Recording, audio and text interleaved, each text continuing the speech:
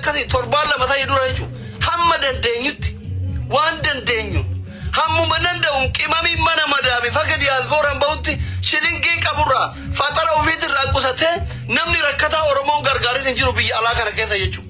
Sinigalee miti hin jiru jechuudha. Namni isin dura dhaabbate tokko hin jiru. Gabbayee namni isin dura dhaabbate tokko hin jiru.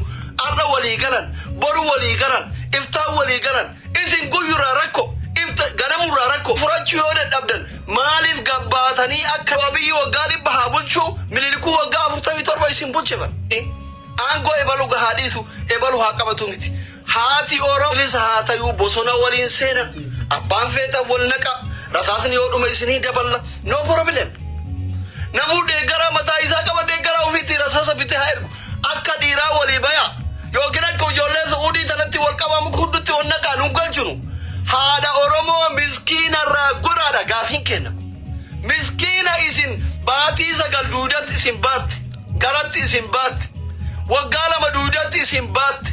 Beeloftee garaa beelotiin dheebottee garaa dheebutiin harma luusiftee si guddifte. Tayoo ati kuftu ani haa kufu jettu akka waan bakakkaan itti buuna aldiinak arra qawwee qabattee haaratee ajjeefta ay dabbirim ay sagatattidim.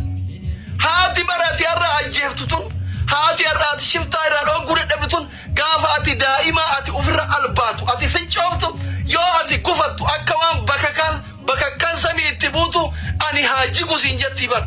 Ilmoo sadaqaa jettee dura deemtee na alatullaa aleeka sadaqaa yoo sitti kana malee takkaa sadaqaa nyaanne beeynu.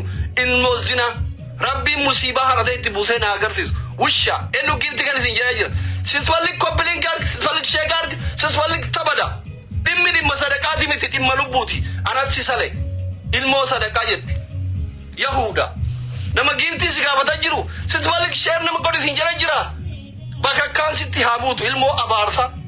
Sinigalee miti nuti kayyachuutti jirru siyaasni qumaari siyaasa ka haala Oromoo kutaa Oromiyaa keessatti irratti taphatamaa jiru irraa haa bayuudha. Ofii waan feetan wal godha warri humna qabdan haala Oromoo nuu dhiisa. Haati Oromoo haadha teeti haadha teenna haadha sheekiti haadha qeesiti bakka ta'uudha alchaalame ko obsine ko alchaalame ta'uun bakka bannaa taachuu nu dhiisa. Hindan baradisa onne qabatan deema akka ormi baadhee dhufeetiin haadha teessan saamu kanatti saamaa nu garsiisa. Maali rasaasni keessan haadha Oromoo malee hin danda'u innaataachuu afarti bila. Haadha Oromoo malee hin dandeettaniisin haadha teessan galiidhaan jennaan gowwaan galaniitii dhaanee jiran bushoochi nama aarsiti hundi keessan baxaamitti nama aarsitan bar nama guddan bar an haadha akkasii isaan dhabee bar du'aan dhabee garuu bagguma ciqqii keessan kana rabbiin haadha tiyyan garsiisin ayaasaasinaachu minde. Maaliisin haalan qabdaniisin maal abbaa keessanii afaan badda koomentii jalatti dhugaa rabbii maali coraa dhabuun kun jira barkoon nama aarsuu kun akkamitti aarsine hay qabsoon nu fuursee maal bosonumaa seenuu qabna bar jira qabsaa'u goonni onne turraanji kan fuura sinigalee takkaa kolwa wallahi lazim nama gubdan barko hin gubanne bar gubanne dhiiga furaa jirra barko dhiiga furaarra ija kitana diima dargitani du'uu barbaadan osoo biyya jiraadhe saakan wallahi haara san bira dhaqee du'uu barbaadan isoo dhuganna gubaale ko akka keessan kanaa miti jechuudha. Bataam yaasaasidha namni haara qabu akkamitti harmee Oromoo miskiina waan nyaattee bultu qabnetti garaa jabaatu bar nuti dubbachuu saalfannee cadhifne malee dubbachuu saalfannee cadhifne malee Oromiyaa keessa Arsii lixaa kana keessa dhiyooma kana haadha jalaa ilmoo ajjeesanii haadha irra dhaabaniitiin awwaalu dhogganii reeffa bineensi hayyatanii harratti banii magaalaa keessa oofaa turan bar kun caafidha bar ka wallaggaa ka harmee wallaggaa kun bar caafi baye bar mee biyya bilbilaa waan ummanni keessa jiru gaafadha. Kalee malee dheengadduma guyyaa 3 dura bar kolooba kanatti halkan dhufanii ijoollee meeqa morma irraa ciranii biraa deeman bar.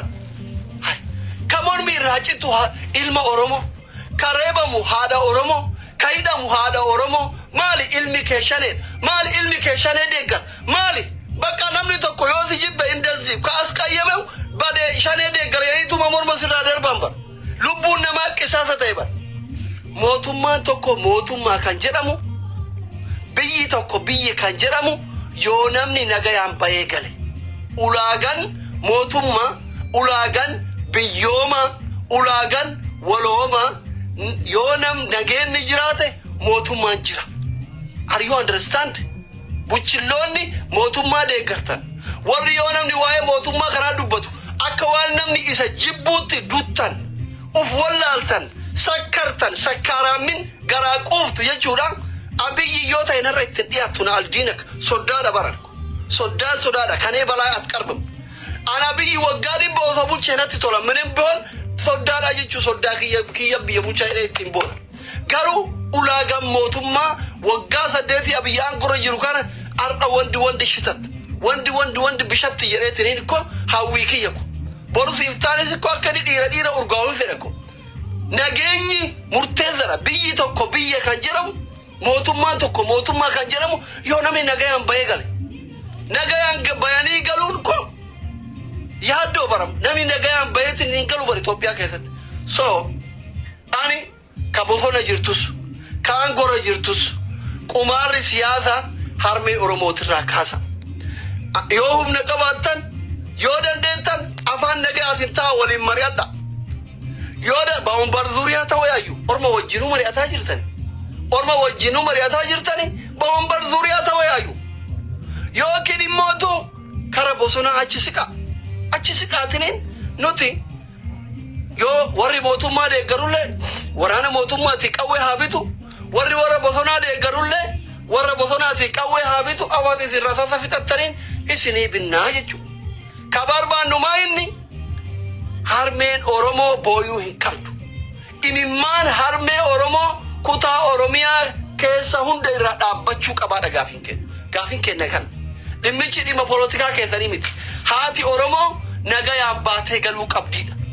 Kana qofa barbaanna nuti abbaan fedhe aangoo gadhiise abbaan fedhe aangoo qabate ka aangoorra jiru itti fufee maal ishii daawwan ka aangoorra jirullee mana nuu kenneen beeku wala damoota nuu kafaleen beeku ka dhufullee nuu beeku jechuudha. Nun ilaallatu sun nu warra mallaqaan bitamuu miti osoo bitamne bara kana bitamna alfallig mane kule abbaan fedhe mallaqaan na bitachuu hin danda'ullee soban deeggarullee biliyeen bikafulu haati Oromoo du'aa ima waka du'an hay biyyi deenna bilisomte ifaan nuu ife maal fi gora ifaan biyyi kabareeddu yoo namni nagayaan bahee gale malee eessa maal god maal si god sinigaleera.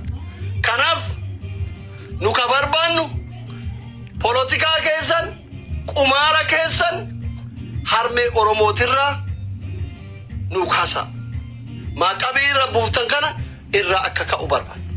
Are you understand? Sinigaleera kana hawwii kenna kanuma viidiyoo kana share godha namni kumaaf dhibba jirtan kun warra dhimmi ilaallatu hunda biraan gaya rabbi biyya keenya nagaa haa godhu feemasoota illee hedduu warra biyya keessa jiru hedduun komatina karakkoo qabu warra siyaasati warra biyya bulchaa jiru malee feemasiin akkana ta'ee garaaf bitamee minaamu jettanii warri ala kan jirtan illee dhiina hunduu akkuma bakkuma jirtanii sagalee taafi maaliif ammoo tokko biyya keessa jiru haganaanoo jedhe ol fuudhanii tuman hidhaniitini rakkoo dirqamatu isa iyyisiisaa jechuun warra biyya keessa jirullee dirqamatu mootummaa deeggarsiisa yeroo tokko araadaa ta'a feemasiin ebaluu callise callisuun rakkoo miti. Isa osoo miidhaa Oromoo argu biyyi bilisoomte biyyi nagaya biyyi badhaate jedhee dhugaa Oromoo awwaalu kanas si guba malee inni